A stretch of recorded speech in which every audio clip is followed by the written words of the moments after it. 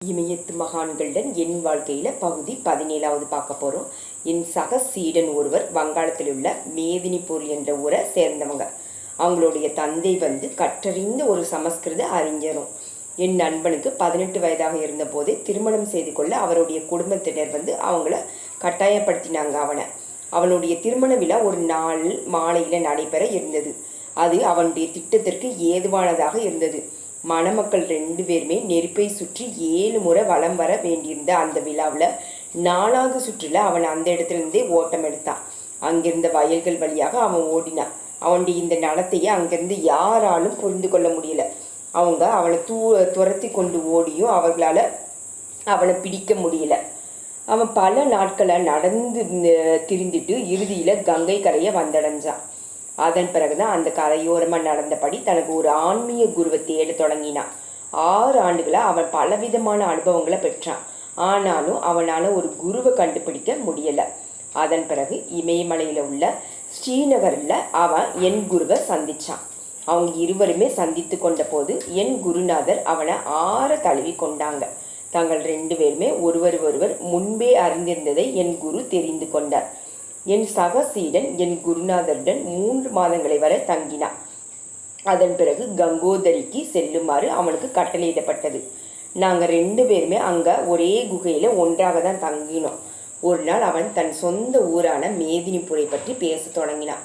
நான் எப்போதேனும் அந்த ஊரை பக்கமாக சென்றால் தான் ஒரு துறவியாகி விட்டதாகவும் தான் இமயமலையில் வாழ்ந்து கொண்டிருந்ததாகவும் தன் குடும்பத்திடம் தெரிவிக்கும்படி அவன் என்னை கேட்டுக்கொண்டான்.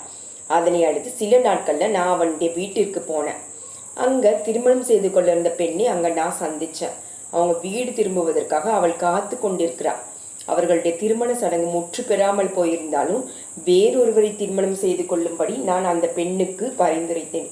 இப்படிப்பட்ட அறிவுரையை கேட்டதும் அவள் கோபத்துடன் என்னை பார்த்து, நீயும் உன் சக சீடரும் கடவுளை வழிபடலை, அதற்கு பதிலாக சாத்தானை வழிபட கொண்டிருக்கீங்கன்னு சொன்னான். அந்த ஊருக்கு வெளியே இருந்த என்னுடைய குடிசைக்கு நான் திரும்ப போனேன். அந்த பகுதியில் தாந்திரிகம் கடைப்பிடிக்க வந்தது. அந்த பகுதியில் இருந்த வீடுகள் எல்லாமே காளியை வணங்கினாங்க. தாந்திரிகத்தை பற்றி நான் ஏகப்பட்ட விஷயங்களை கேள்விப்பட்டிருக்கேன். மறைநூலில் அதை பற்றி ஒரு சில விஷயங்களும் நான் படிக்கவும் செய்திருக்கேன். இந்த தாந்திரிக வழிமுறைகள் உண்மையில் பலனளித்தனவா என்று சந்தேகம் இல்லாமல் தெரிந்து கொள்வதற்காக அதை எனக்கு விளக்கி காட்டிய ஒருவரை நான் சந்திக்க விரும்பினேன். ஒரு நாள் அந்த கிராமத்தை சேர்ந்த என் நண்பனின் உறவினர்கள் சிலர் 92 வயது நிரம்பிய ஒரு இஸ்லாமிய தாந்திரிகவாதியை எனக்கு அறிமுகம் செய்து வச்சாங்க. அங்கிருந்த மசூதியில் அவர் ஒரு பிரபலமான மௌலிவியாக இருந்தார். இஸ்லாம சமய நூலான குரானை அவர் நன்றாக தெரிந்து வச்சிருக்காங்க. மறுநாள் காலையில் அந்த கிராமத்திற்கு வெளியே இருந்த ஒரு குளத்திற்கு அவர் என்ன அழைச்சிட்டு போனார். அங்கே தன்னுடன் ஒரு கோழியையும் கொண்டு வந்திருந்தார். முதல்ல அவர் அந்த கோழியின் கழுத்தில் ஒரு கயிற்றை கட்டிட்டு அந்த கயிற்றின் மறுமுனையை ஒரு வாழை மரத்தையே சுற்றி கட்டினார். அதன் பிறகு கீழே உட்கார்ந்து கொண்டு தான் செய்ததை கவனமாக பார்க்குமாறு அவர் என்னிடம் சொன்னார். அவர் ஏதோ முணுமுணுத்து கொண்டே காராமணி பயிர்களை அந்த கயிற்றின் மீது வீசினார். அந்த கோழி தன் சிறகுகளை சிறிது நேரம் வேகம் அடிச்சிட்டு பிறகு இறந்துருச்சு. இந்த கோழி இறந்து விட்டதுன்னு அவர் சொன்னார். இது ஒரு மோசமான சக்தி, இது மாந்திரீகம்னு நான் நினைச்சேன்.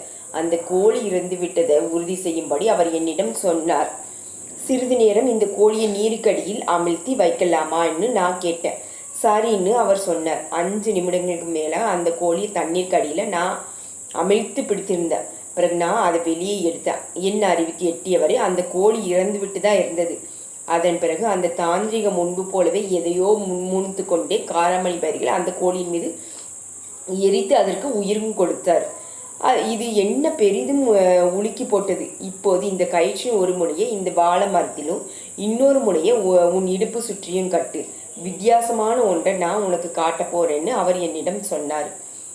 அது சொல்லப்படியேவும் செய்ததற்கு பதிலாக என்னால் இயன்ற அளவு வேகமாக அந்த கிராமத்தை நோக்கி நான் ஓடினேன்.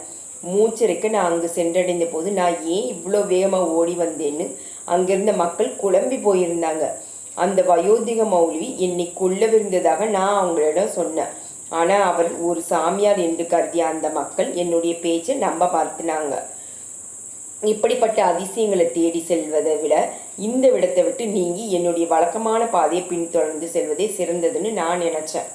நான் நேராக கல்கத்தாக்கு போனேன். தலைமை நீதிபதியான ஆர்பி முகர்ஜியுடன் நான் ஒரு சில நாட்கள் தங்கினேன். என் நண்பனின் கிராமத்தில் எனக்கு ஏற்பட்ட அனுபவத்தை பற்றி நான் அவரிடம் சொன்னேன். இது வெறுமனே என்னுடைய கற்பனையோ அல்லது தோற்று மயக்கமோன்னு நான் அவரிடம் கேட்டபோது, இல்லை, இப்படிப்பட்ட விஷயங்கள் நடக்க தான் செய்யுதுன்னு அவர் பதிலளித்தாங்க. இதே போல் அதிசயங்கள் எப்படி சாத்தியம்னு பின்னால் சில சாதுக்களிடம் நான் கேட்டபோது அவங்க அதற்கு விளக்கம் அளிக்க முடியலை. ஆனால் அதே போல் மாந்திரிக வழிகள் வங்காளத்தில் மிகவும் பிரபலம்னு அவங்க ஒப்புக்கொண்டாங்க.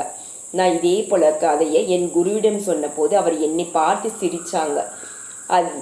எல்லா வகையான விஷயங்களையும் நீ பார்க்க தான் வேணும், ஆனால் அதை நீ முயற்சி செய்யக்கூடாது. உனக்கு கொடுக்கப்பட்டுள்ள ஒழுங்கை மட்டும் நீ கடைப்பிடிக்கணும்னு என்னோட குருதேவர் என்னை பார்த்து சொன்னாங்க. இதே போல் தாந்திரிகத்தின் உண்மையான அறிவியல் இல்லை, இதுதான் அது ஒரு கிளை.